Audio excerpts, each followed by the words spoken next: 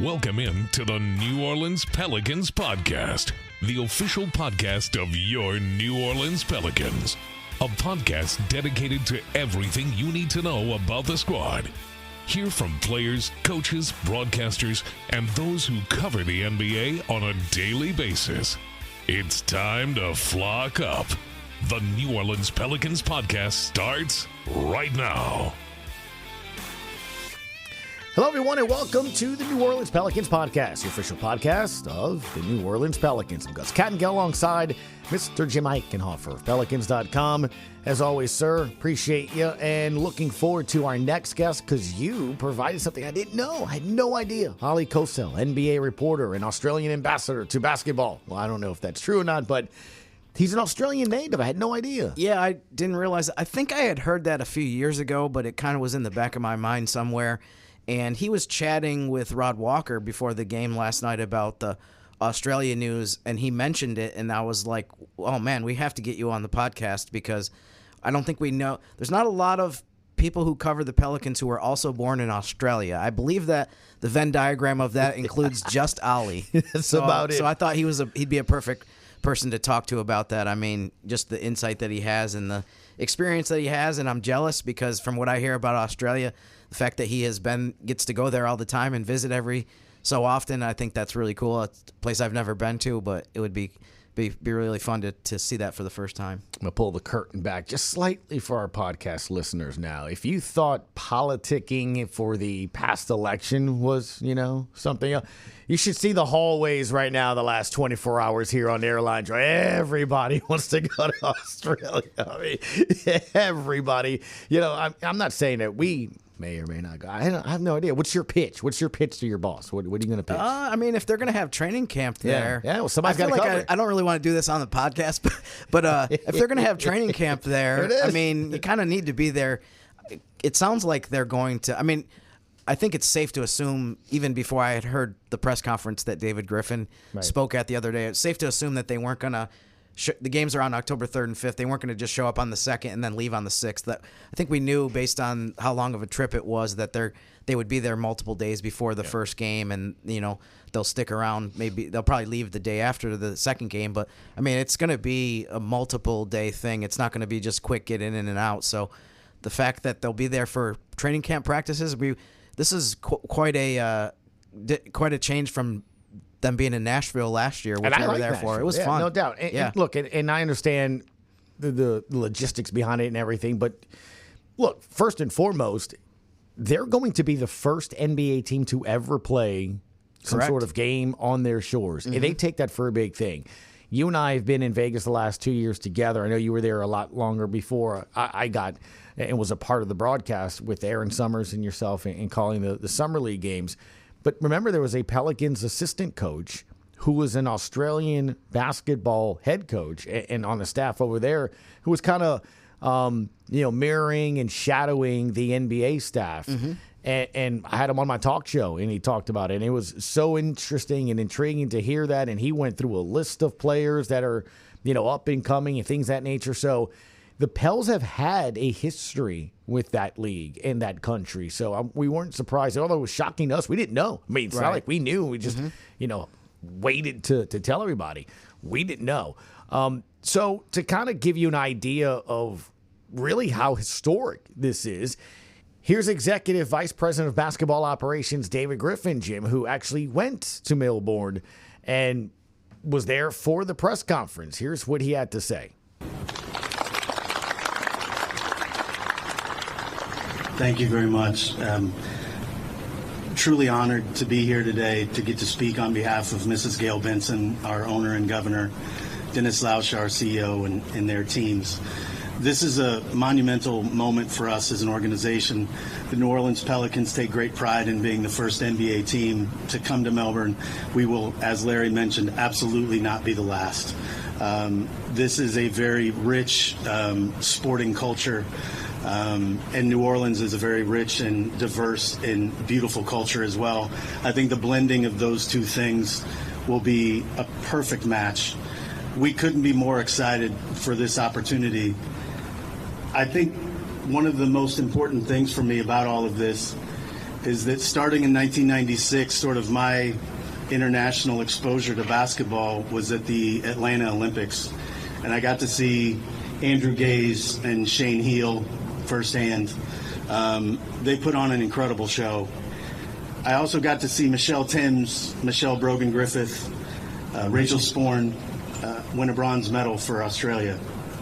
And what Timsy represented, that spirit of never say die, that unflinching courage and that belief that victory is always around the corner was something that I really held on to as a young person in the NBA. And later, as I continued my career, having exposure to Luke Longley as a player that was important to us. Matthew Dellavedova in Cleveland was one. Honestly, I saw him yesterday at practice with the United. Delly is as responsible for this as any player could be, because what I watched him do in our finals versus Golden State, when he had to be hospitalized to take him off of Steph Curry, was one of the most powerful things I've ever seen in sport. And his grit and his determination was something that fueled us as a team, and it's fueled me ever since in my career.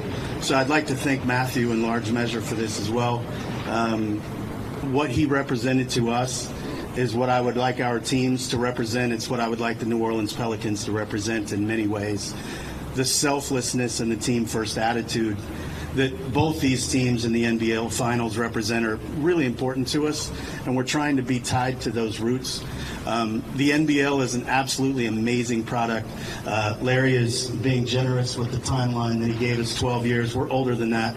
I think it was probably 17 years ago that this dream sort of was hatched. But in terms of it being the Pelicans, Chris Orr from Pacific Sports Management was very instrumental. He brought a deal to us in New Orleans with Tripadil, one of our partners, and Qantas, a great partner of theirs, that really sort of hatched this 3 years ago that we would be able to do this in a way that made sense. So I'm super grateful to the NBA and Raj, Adam Silver, and Mark Tatum for helping to bring this to life, to really giving us the opportunity to land the plane on something that we believe is going to be truly special. To the Visit Victoria partners that we have, we're very, very grateful for all you're doing to bring this together. And as I said, this isn't a threat, but I think you're going to see more of us. And I truly look forward to being the first to open this up. The one thing that we will do that will be unprecedented, I believe, is we're going to do a good portion, maybe not all of, but we're going to try to be here prior to the games for a good portion of our training camp. Our full roster will be attendance. These games will be really meaningful to us with everybody on our roster, and I know the NBL is going to stock those two teams as well as they can to create a very competitive environment. So thank you very much, and again, on behalf of Mrs. Benson, we're truly honored to be the first here today. So clearly you can hear him, saying, look, it's an honor to represent Mrs. Benson, this organization, and the NBA to do that. And I thought it was interesting. We're not going to be the last team that the NBA is going to go and do that. So they have made a push to play games and make this more global, even though I think the NBA is one of the most global sports out there. But I think Josh was talking about what Spain you guys went, or the Pels went a couple of years ago. They went to Berlin and Barcelona in, I believe it was 2008 or 2009. I think it was 2008. I wasn't on that trip. Josh was. But, yeah, they played a game in Berlin and Barcelona, so that was that trip. And then in 2016 or 17, they went to China. I was on that one. They played 2 games against the Houston Rockets. So that was quite an experience, too. I think that was a 12-hour difference from New Orleans in time zone. So, I mean, this isn't the first time that they've done this where they've spent part of preseason overseas, but it's definitely, like you said, the first time that any NBA team's gone to Australia. There are Australian teams from the NBL, which is their version of the professional league there, that have played preseason games in the United States against NBA teams. So that has been pretty common, and it seems like that's increased quite a bit the last few years. I believe in general, a lot of those teams have played on the West Coast. They've played, games against Portland and teams like that. Yep. Although I think some of them have played in Philadelphia as well. I guess a lot of it just depends on whatever unique connections you have to their teams and their league. But that's happened a lot where the NBL teams have come here. But yeah, I mean, it's cool for the Pelicans to be the first NBA team to do this. they talked about how they had been in negotiations for this even before Dyson Daniels was traded, and so they kind of joked about that a little bit during the press conference as well. But they definitely the Australian officials want this to become an annual thing where there's an NBA team over there, and I did hear a couple of their executives mention in the same press conference that they'll probably lean towards teams that have an Australian player, like Chicago has Josh Giddey, Sure, right. and some of the other teams that have players. There's several players like Patty Mills that have been in the NBA for a long time that are kind of near the end of their career, but they also have a bunch of guys. Josh Green from Charlotte is another one who's from Australia. So, I mean, yeah, this has the chance to become something that's relatively more common, but it'll be nice for the Pelicans to be the first team. And David Griffin also mentioned that they feel a little pressure to have this go really well so that it can become, the first edition of many in the future. Yeah, no doubt. Again, like I said, it's why we're taking a little time here to open up today's podcast, because I do think that is very big news. It's not. I know we view preseason as a certain way, but look, we're going to get into it with Oleh Kosel here. Zion Williamson said it's so key to have this team up and off and running at the start of next season. And starting next season, to get this team ready to start the way they want to and not have a season like this, it's going to be overseas in a historical event. So I want to kind of give it its just due and hear from the guy himself, Mr. David Griffin. As for last night, that 4-game losing streak, bye-bye. 17 threes Jim Eichenhofer went in. Throw it out to Hawkins in the corner for three. Good. Make him right, Hawk. Yes. Make him right. I mean, the quick Hawk release. Jalen Wells underneath. Pick. Pocket. Kelly Olynyk. Up the floor. Bruce Brown. Drives in. Dump it off. Bounce pass to Reeves for the right corner three, and the heat check for the rookie. Hey, ya! Z right elbow. Down to Alvarado. Hook pass Carlo. Left corner three. Carlo's corner is open again in the SKC. Get it to Misi. Up the floor, McCollum. Give it up. CJ, bounce feed to Jose. Fingers the seams. Left corner, three! Good in front of the Clipper bench. He was standing there a couple seconds before CJ located him, and good thing he did before the defense got there. Deep straightaway three from Mettree. Good. Just got to make him right. He's willing to give it up. And plus, Bogdanovich bear hugged him on that one, so he had to give him up. Free ball, Bogdanovich. No, weak side rebound, Williamson. There's a stop. Can you convert? 50 seconds left in the third. Z to Murphy. Another deep straightaway three from Tenebra. Heat check, and he's pointing at the logo like right there. That's where I shot it. Little deeper than Mettree. 6 straight for Murphy, who is hounding Harden. Harden maintaining the dribble, crosses over 3 times, gets to the rim. Figaro blocked by Makovich. You got numbers back the other way. CJ to Z, back to CJ. Straightaway three, boom! Bingo! Christian James McCollum. That's 3 straight threes for the Pels.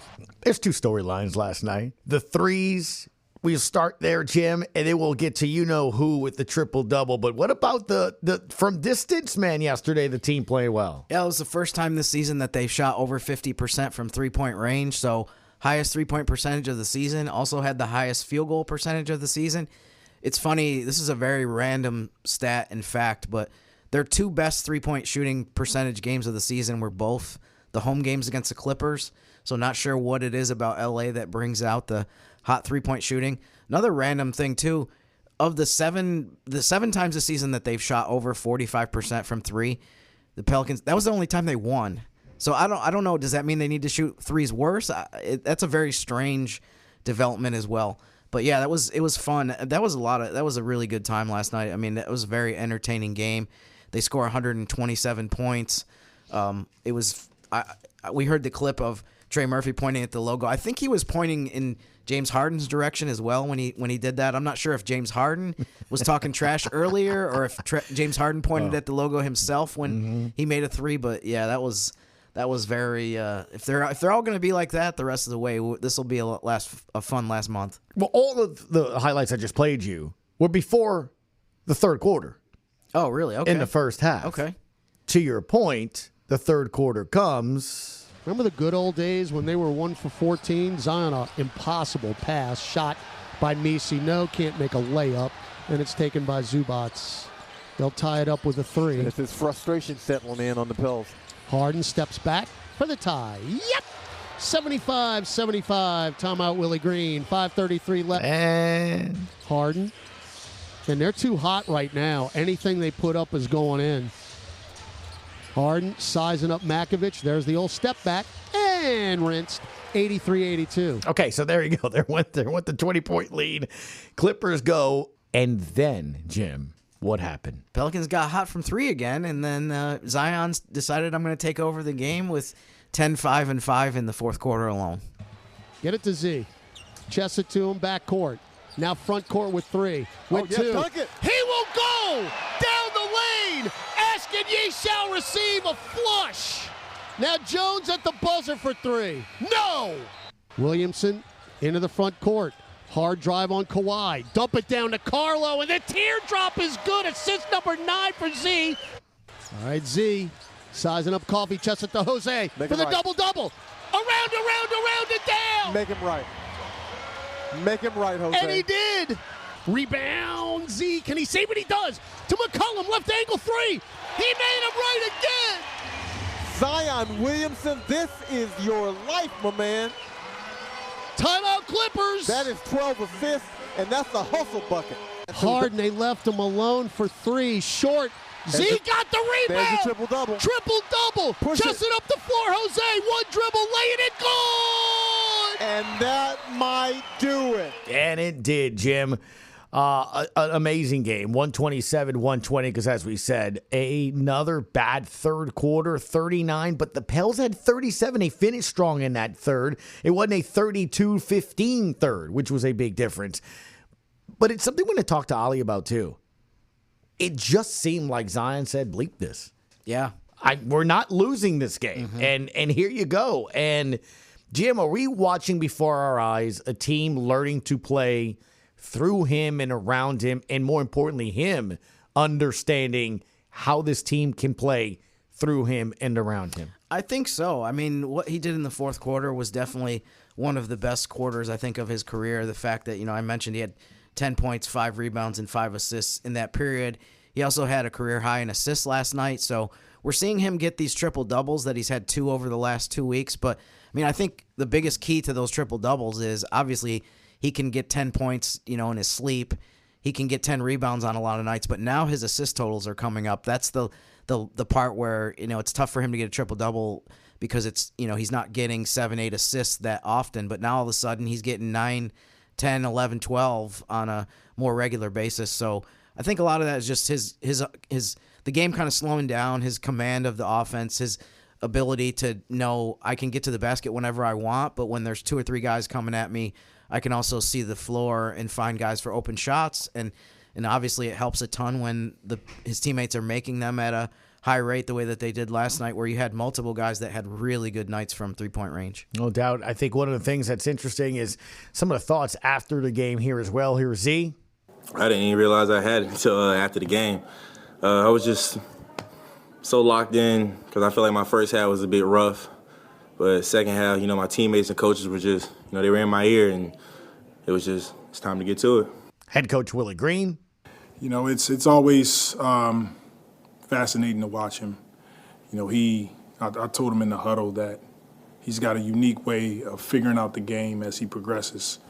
And he figured out how they were calling the game, and he started to attack a little bit quicker, got off the ball, hit his teammates, and that freed him up too at times. But he's incredible to watch.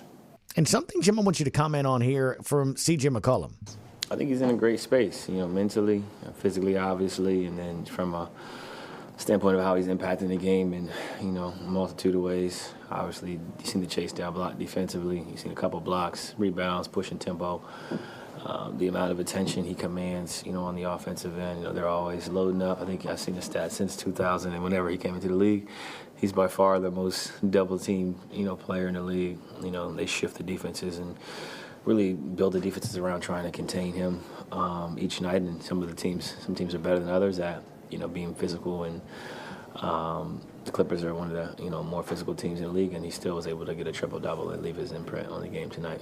Talk about fit so much. And I don't know, maybe it's me, I'm trying to feel this way, but doesn't it feel like C.J. McCollum is really comfortable with Zion running the point and dishing and assisting, catching and shooting, and being the professional shooter he is? I don't know. How do you feel like the fit the last 2 weeks has been? I mean, I think anyone that has watched Zion play this season understands, too, that if you're a shooter and you're out there with how much attention that he's drawing from other teams and how much defenses are saying we have to throw everything at him to keep him from getting to the basket and keep him from scoring. If you're a shooter like CJ or Trey Murphy, you say, this is exactly what I want. I want to be able to be wide open on a lot more frequent basis because of all the bodies that they're throwing at Zion. So, I mean, yeah, it's been really impressive. I Willie Green mentioned too that this is the best shape condition that Zion has been in. I think that's allowing him too to have these stretches where he's just relentless with his aggressiveness and on the defensive end as well. So he's kind of putting it all together right now, I feel like. No doubt. Oleh Kosel, NBA reporter and Australian native. He's going to tell us a little bit about his homeland and why he's excited the Pels are heading there. We'll do that. Plus, Jim's got a handful of topics for you coming up on our Wednesday thing. But here's first, Mr. Oleh Kosel. All right, time now to bring in and welcome in a very special guest, good friend of mine, Jim. He's just, I said this to Jim yesterday, Mr. Oleh Kosel, NBA reporter. I don't ever think you look like in a bad mood. You know, just you're always just so positive and upbeat. Your tone of voice, you could be completely berating us, but it really comes across like in a really good manner. You do a really good job with that, Oleh. Thanks, Gus. You know what I probably can attribute that to? Being an Australian citizen, buddy. We're so laid back. There you go. Look at you. He even teases us into why he's joining us today. You guys might have heard the Pelicans are going down under in October. My son thinks I'm going to go hang out with kangaroos, and I don't even know if we're going. But, Jim, you versus a kangaroo versus a koala would be fantastic if we do get to go. October 3rd and 5th, the Pels will be playing a pair of NBL teams. Let's just start with there. Oleh, what do you mean you're an Australian citizen? What? Yeah, so believe it or not, I was not born in America, even though I guess I don't have any kind of Australian accent anymore. But if you catch me on saying the right word, like, for instance, a lot of people say aluminum. I say aluminium. I mean, there's certain things that, like I said, if you pick up on, you'll catch that Australian accent. But I only lived there. I was born there. I lived in Sydney. I lived there till I was 6 years old. Then we moved over to America. My father's job, he's an electrical engineer. So odds of getting a good job in that field were a lot better in the United States, right around 1980. So came over here. I've been here ever since. But I have visited on multiple occasions, considering most of my family still lives in Australia. That's incredible. Yeah, I did not realize that either. One of the things I was wondering about, obviously, with this tie-in is connection with the Pelicans about to play preseason games in Australia and your background there and your connection to the Pelicans as well. How would you describe, from your experience, the level of excitement that there is or interest in the NBA in Australia? I mean, for me, the way that it's mostly been conveyed is through social media. But how would you describe that as far as just the level of popularity that the NBA has there? Yeah, so I would basically compare it to maybe like a roller coaster. When I was a kid growing up, and I visited all the time in the 80s and 90s, every year, every 2 years, NBA popularity was really high. That's because that's when the NBA was kind of in its heyday. That's the Australian Basketball League. And so you had guys like Andrew Gaze, Andrew Bogut coming up and making basketball really popular because it was a good brand of basketball, right? These guys could play. And they had some good showings in the Olympics. And like I said, the popularity was high, a lot of attendance with the local game. And, of course, you always look at the best league, which was, of course, the NBA at the time and always has been, I guess.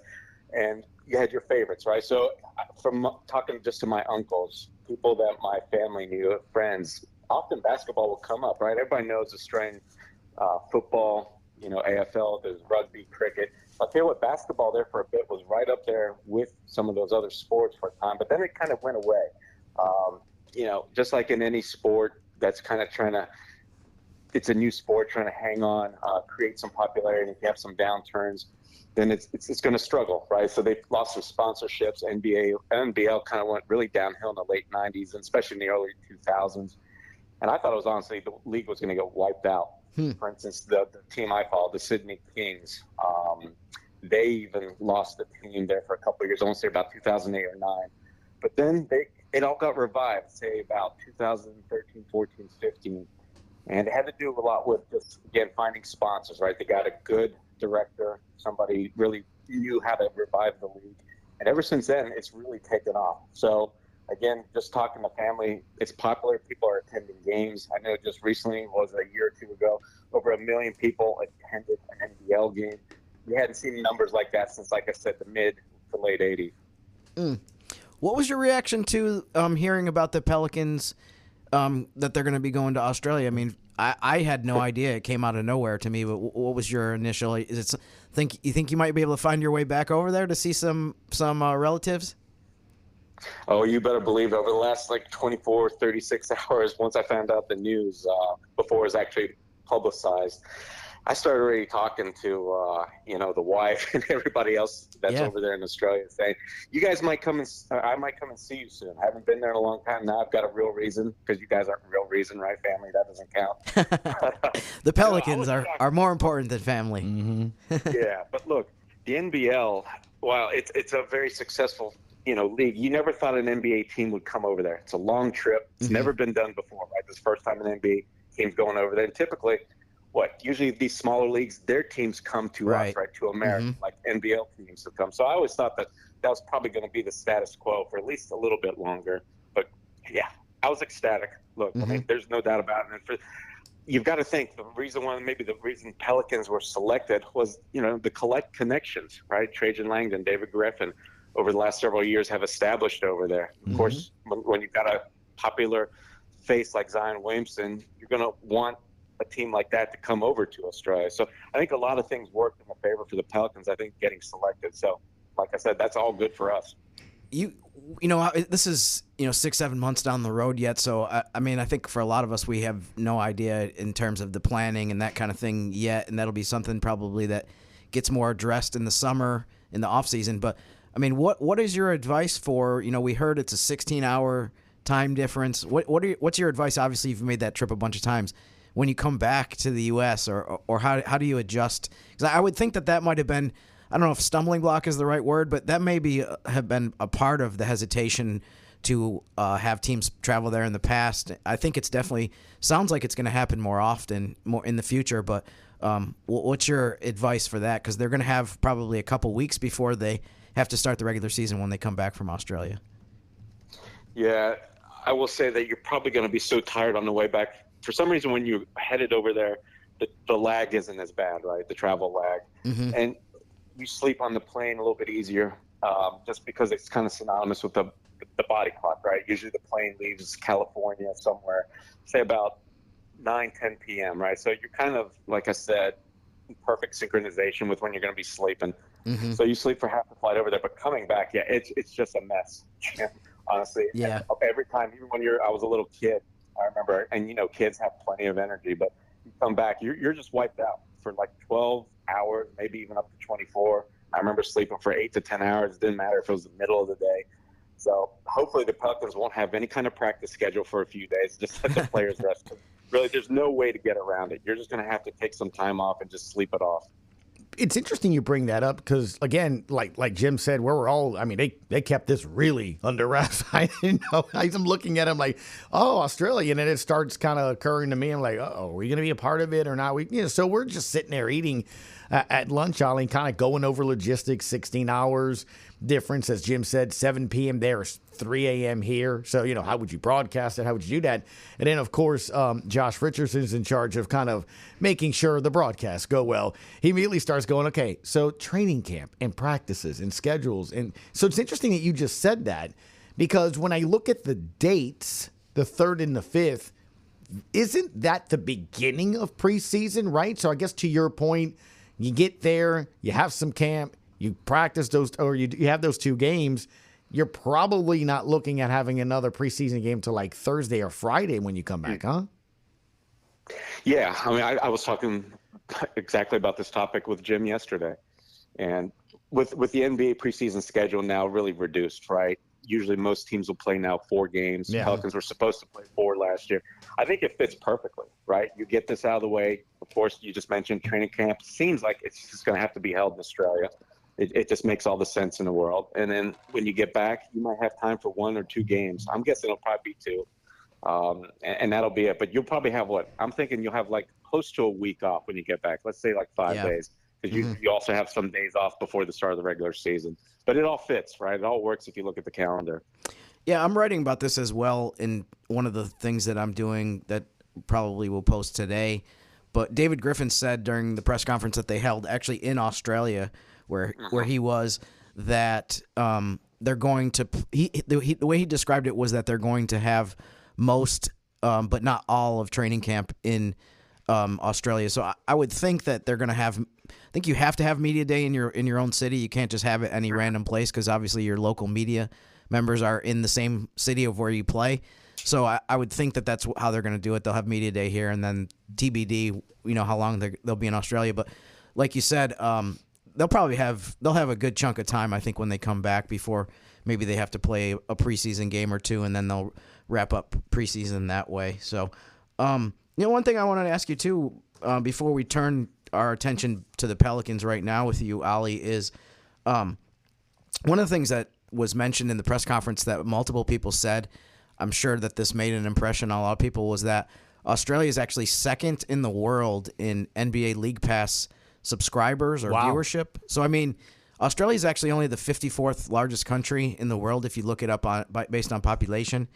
But it's second in League Pass. Obviously, America, United States is number 1 in that. But have you seen, whether it's the people that the connections that you have, your family, have you seen more and more in recent years of fans coming to NBA arenas? I feel like once in a while we see the signs that say, I traveled 9,000 miles to see, Josh Giddey play in person.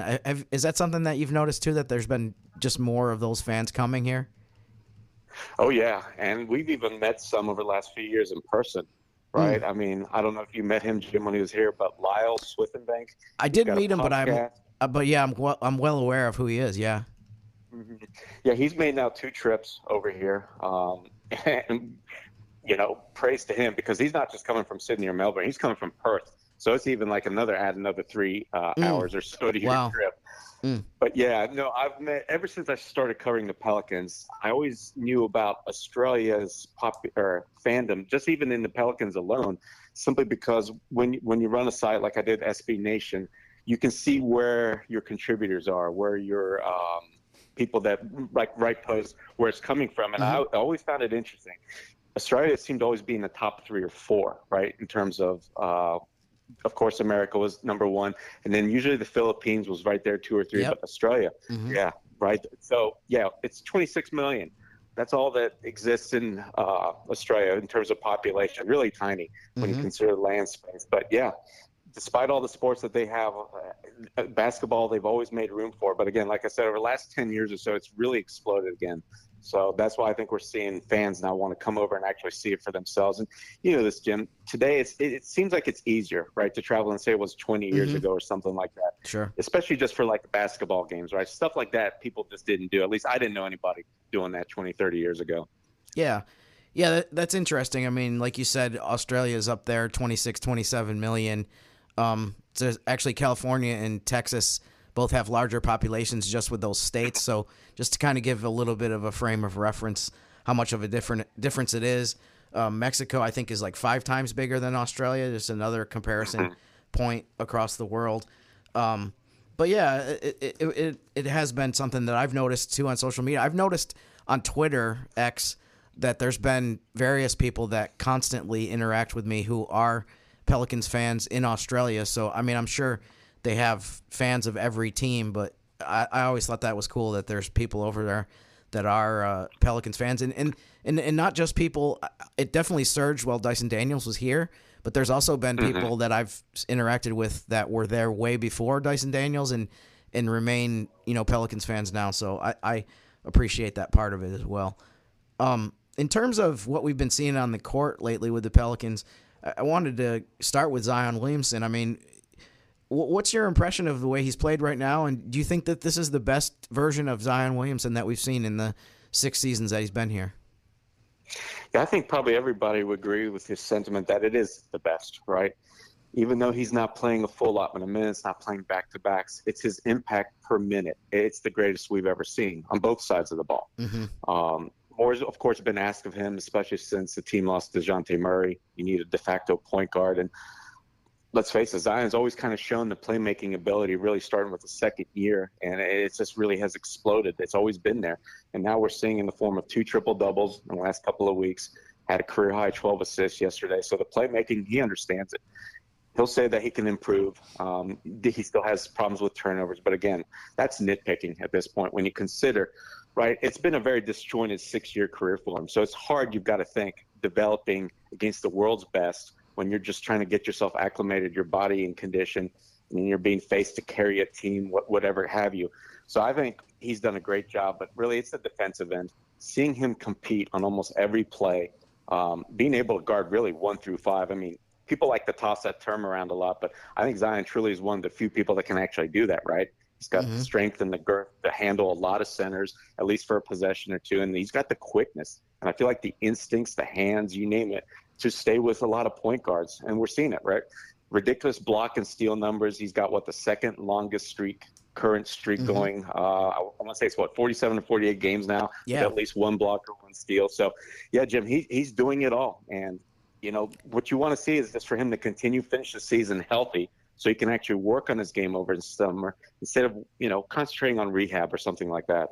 Yeah. In the I guess lengthy amount of time now that both of us have been here following the team, there haven't been that many seasons where, in late February, early March, they're out of the race and for sure that the season is going to end on a specific day because there's not enough time to make up the ground that they have. But, I thought last night was really a lot of fun. And when you think about a team that is out of contention, a lot of times it's like, you're counting down the games and you're not expecting things to be that entertaining. But I thought if we can catch some nights like that, I think this will be a lot more enjoyable, final few weeks of the season than it otherwise would be. But what are some of the things that you're kind of focusing on and paying closest attention to over the last 16 games of the season, whether it's the development of some of the younger players, how they're going to go into the offseason? What do you think are some of the things that you want to see over these last few weeks? Yeah, there's a lot. You just kind of mentioned it, Jim. In previous seasons, when it's been a rough season, you found it very easy just to tune out, right? Whether it's because of a lack of star power, just a lack of good players, lack of development because you don't really have your young guys, right? Like rookies and such that you have something to look forward to. And I think you can pretty much check the box on everything there that the Pelicans, they do have that. And so, of course, we've already just talked about Zion, but you've got Trey, who looks like he's a developing future all-star in the league. You got C.J. McCollum, who's steady, who always is providing some kind of veteran leadership that's, carrying over to the young guys. And, of course, the young guys. Eve Missy's been kind of there all year, on and off, really good games here and there. So we've talked about him a lot. One Rookie of the Year was it back in December, of the month in December. But now we're seeing Antonio Reeves, Carlo Matkovic. He's probably standing out the most. And you've got to think a lot of these players are playing for not roster spots, but play, maybe spots in a rotation for next season, especially somebody like Carlo. Right, because that's going to determine, how they finish is probably how much the front office thinks about where do we need to make some additions, who can we rely on, who can't we rely on. So it's very important for these players, and now you're seeing for instance Carlo. I think he's really thrown his hat in the ring on maybe deserving minutes. I swear, if you asked me that a month ago, I would have said maybe the Pelicans need to shore up the center position a little bit more because I don't know if you can rely, say, on Carlo Matkovic. So, yeah, Jim, there's still a lot going on with this team. And I guess I should have mentioned also Jordan Hawkins, right? He's a guy who has struggled with his back and pretty much the whole season, had a really good first opening weeks, but then the back injury struck. He hasn't really looked the same player until just recently. Thought he hit a couple of really big threes in last night's game where it kind of helped stem the Clipper tide and got the Pelicans back, rolling again. So you want to see Hawk, who's, prolific shooter when he's right. see him get back to doing that on a more consistent basis. So, yeah, there's so many things, Jim, I could talk about with this Pelicans team. Like I said, unlike in previous years where you kind of just maybe focus on one player and that's about it. No, there's a slew of things here with this team for the last, 16 games to watch for. I think one of the things, Ollie, that stands out to me that I've been paying attention to more than anything is a couple games ago, Zion Williamson mentioned the importance of something you and I have talked about back on the days of the talk show. Jim and I talk about in the podcast. Identity. Who are you? What do you want to be? What when the Pels pull up on the roster, another team's podcast or reporter say the Pels are in town, what are they going to talk about? What are they expecting? What's your calling card? What are you going to be known for? I love the fact that Zion Williamson, Ollie, was the one that said that a couple weeks ago. That's what the next several games of the season, the remainder of the season was that, where he famously clapped his hands and said, we're off and running into next year. How important is it to you? Because to me, I thought it was vital that the guy that's the best player on your team finally says that and has shown that. I mean, last night, you're sitting there in that game, it didn't look good. And all of a sudden, it was almost like he said, bleep this. And he took over the game in the second half, right? I mean, that to me says a lot, I think, if I'm a fan. Oh, absolutely. Look, we know that the biggest problem this season has been playing basketball consistently for 48 minutes for this team, right, in terms of energy and such. And energy is what honestly gives this team, I feel like, its identity, right? You saw a lot of it last season, right, where the defense fueled the offense, where you wanted to get out in transition, crash the offensive glass, right? Get points the hard way, or I should say a certain way, because you have that athleticism and size.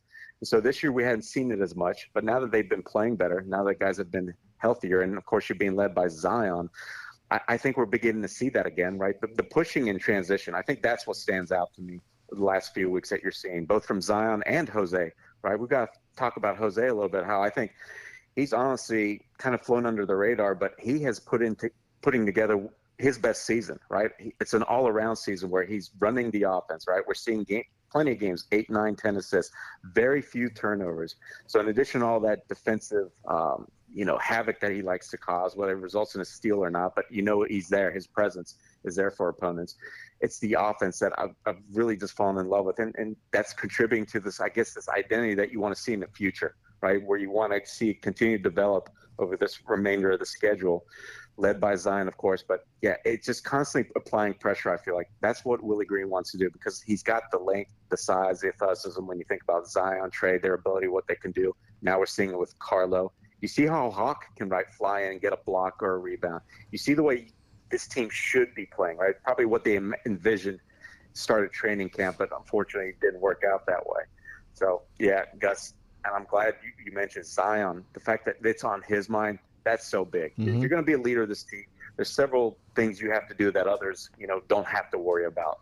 And one of those things, of course, is the focus on the big picture. And you need your main guy to understand that. And Zion obviously is now basically showing us through his play, through his words, that he does understand what it's going to take for this team to elevate itself and be in position for the start of next season to basically really turn it around.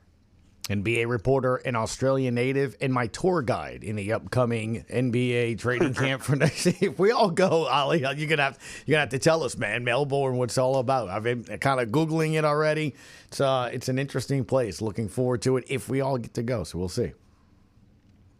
Oh, I hope so, guys. I'll tell you what, when we do end up over there, I may ask to stay for another few weeks, and I'll probably try and ask one of you guys to stick along with me. But then again, I might have to push you guys too hard, right? Because I'm telling you what, you're going to fall in love with the scenery, the people, you name it. It's a beautiful country. Awesome. Yeah, that'd be great. I'd be happy to stay. I'm not sure if the Pelicans would allow that, but unless you're willing to foot the bill, Ollie. But no, that's great. That would be a really fun experience to be able to do that. Yeah, sure. Man. Thank you for your time and kind of giving us a little insight into that. And again, we got to learn a little something new about you, man. I've known you for a while, had no idea. So that was really cool, man. Always good to know that. Absolutely. Maybe now this will become a thing, right? Pelicans going to Australia every year, every other year, and I can become an official ambassador. I can get on board with that. There it is, Ambassador Kosel. Yes, the Australian correspondent. I love it. Ollie, thank you for your time, sir. We'll see you tomorrow night at the SKC. All right, thanks, guys. Our thanks to Ollie, and I was kind of joking about it yesterday in the pregame or even in postgame while you were there. Like, how many times do you think we're going to say "good day, mate" or shrimp on the Barbie or something of that nature? Like, I mean, it's going to be a podcast for sure if we get to go. Like, how many phrases and stuff people think of New Orleans, right? As opposed to like the same thing with it's funny you Australia. It's funny you mentioned that because I think I told Ollie last night that I was going to ask him to give us some phrases and some slang and stuff like that, but we never ended up doing that. So we'll save that for a future podcast episode down the road. For Melbourne, we'll do that. Yeah. Because it's always true, right? I mean, we always joke that I have a group of friends, a friend text, or it almost seems like every time there's a big event, we have to have the second line or the brass band. Like I've never just been on Vets in Clearview and there's a brass band that just is just marching down the street or something. We don't have Gators, in the middle of West Metairie. I guess we could in the canal. We never. Sure. You know what I'm talking about. Yeah. Right? Yeah. Why not? We do see a lot more Pelicans flying around here, though. Yeah, so that's true. a good thing. Anyway, it is Wednesday. Let's get to some important stuff. All right, y'all. Now it's time for Western Conference Wednesday. Mr. Eichenhofer will tell us whose stock is up and whose stock is down. So let's get started. Jim, what is our team to keep an eye on for this week? Well, Mallory, the team to watch, I'm going to go with Golden State Warriors. They're now 37-28. They've won 10 out of their last 11 games. They've moved up to 6th place in the West. I know earlier in the season it didn't seem possible or likely that the Warriors would not be a play-in team, but I mean right now they're in position where they can avoid the play-in tournament altogether. And the reason I picked them for the team to watch, I mean they have 4 games coming up over the next 7 days, and all of them are on national TV, so that is going to make for some compelling basketball. Thursday, they host Sacramento on TNT. Saturday, they have New York on ABC. Monday, they host Denver on ESPN. And then Tuesday, Milwaukee on NBA TV. So a bunch of really interesting opponents with a bunch of star players as well. As far as stock up goes, I went with the Minnesota Timberwolves, who are now 37-29. They're only a half game behind Golden State for 6th place. The T-Wolves are in 7th right now. They've won 5 games in a row, and they also have 2 games coming up later this month against the Pelicans, both in Minneapolis on March 19th and the 21st. So the Pelicans will have some say-so in that what's become a really tight race for the last guaranteed playoff position in the West. And in stock down, I went with the Portland Trailblazers. I think for people that are kind of don't have a dog in the fight, it was interesting the way that they rose recently and got into position where you thought, okay, maybe they have a chance to make the play-in tournament, and they're not out of it right now, but they've lost 4 games in a row. They're now 5 games out of 10th place behind the Dallas Mavericks, who are 33-33. So they've kind of played their way a little bit out of realistic contention for that last play-in spot. But right. I mean, I think the race for 10th though is going to be interesting with. Right now, Phoenix is 2.5 games behind Dallas. Monday was very damaging for the Suns because the Mavericks won a game and ended their losing streak, while the Suns had a chance to win at Memphis at the buzzer, but Kevin Durant missed a shot. So the Suns are back to 2.5 games behind the Mavs. They were 1.5 going into Monday night, but still in the race. The Suns picked up a big win on Sunday in Dallas. If they hadn't won that game, they'd really be in trouble. But as it is, it's going to be really interesting to see what happens with the Mavericks being so shorthanded if they're able to hold off the Suns with only a few weeks left in the season now. 16 games left, I know, for the Pels, so somewhere around that neighborhood for a lot of the teams. Let's call it 17 to 15. Realistically, how many games can you make up, just in general, a team? It's a good question. I think when you're, the Suns are 30-35, so 2.5 games would seem to be more of a mountain than it is if you're playing above 500 basketball. I think, I don't like to make predictions, but I think most people believe that the Mavericks at 33-33 are probably going to end up with a losing record. I mean, the way things are going, it's going to be hard for them to even stay at 500. But I guess if you're the Suns, it's a matter of can you can you win enough games to catch them? And Phoenix also has the toughest remaining schedule in the NBA. So, I mean, that part of it is difficult as well. It's not like the Suns have been playing very good basketball either against any of their opponents. So that part will be something that I think everyone will have an eye on. I mean, if Phoenix doesn't make the play-in tournament, it's a massive disaster considering you have those big three guys. And if the Mavericks don't make it after the Luka trade, that's also a horrific development as well. So, I mean, there's going to be some rubbernecking, I guess you could say, some people watching to see who ends up with the horrible ending to their season. It's just so interesting. The reason I asked you that is because obviously OKC, they have an 11-game lead on Denver in the second spot. They will be your top seed in the West. So with 15 to 17 games left for a lot of different teams, if not 16. The Nuggets are 11 back. Lakers and Grizzlies in 3 and 4 are 1 game back, so they're 12 overall. The Houston Rockets 5th, 13 back overall, so 2 games separate 3 to 5. And then Golden State 16 games back. That's a 5-game difference from 2 to 6. So I don't know if 6 and 5 are in play, but 2 to 5 are absolutely in play. And look, I don't know about you, but I'm just looking at, if I'm the Lakers, a possible matchup against the Warriors in that first round will be really, so like, I don't know if I want 2, if I want 3, if I, a 4-5 matchup, Grizzlies and Rockets, that seems like a really physical and tough series too. So those positions 2 to 5, I think are going to go down to the final weekend. It could. And I think the one thing, if you're the Lakers right now too, though, is, I mean, if you finish third, you'd be playing against Golden State, which probably doesn't seem ideal. But at the same time, I mean, you're also now in jeopardy of dropping to 5 or below where you don't even have home court advantage in the first round. Great point. If you look at the Lakers' upcoming schedule where they're playing a bunch of very good teams, they have 2 games coming up against Denver, which just split against OKC. It's very difficult, and now that they don't have LeBron for a while, too, I mean, they just lost to Brooklyn on Monday. Brooklyn was the easiest opponent on paper that the Lakers have for this whole stretch coming up, so you think you got to win that game. If you don't win that game, it's a little concerning. So, but I do think, like you said, the way Denver's been playing, I would think maybe they'll be able to finish at second because some of these other teams right behind them have been losing some games.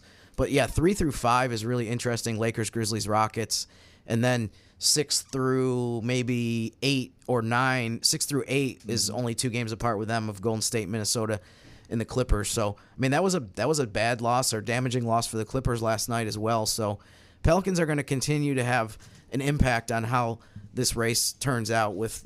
Pelicans also have very few games left against teams that don't have a lot at stake. Mr. Jim Eichenhofer, as always, give a follow over on X, Jim_Eichenhofer, Pelicans.com as well, previews and post-game information as well on the website. Thank you, Jim. Today was fun. It was fun. Thanks, guys. Lots of information. All right, we'll see you again on Friday for our radio roundtable. John DeShazer and Miss Erin Summers will be joining us here as well. That should be fun. In the meantime, enjoy tomorrow night's game. Pelicans taking on the Magic, and we'll see you again right here on the New Orleans Pelicans Podcast. Thanks for listening to the New Orleans Pelicans Podcast.